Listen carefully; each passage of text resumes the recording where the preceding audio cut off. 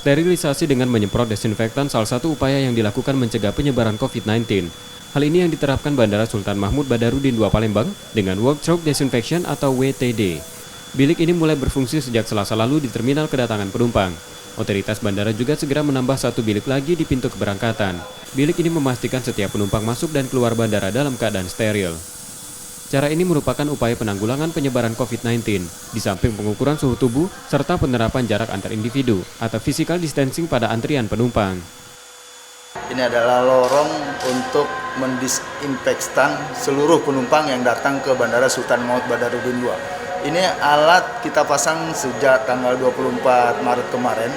Sebelum-sebelumnya memang kita belum pasang, tetapi kami di Bandara Sultan Mahmud Badarudin II sudah banyak melakukan terkait dengan social distance, kemudian kita mensemprot atau menyemprotkan disinfektan ke seluruh area Bandara Sultan Mahmud Badarudin II.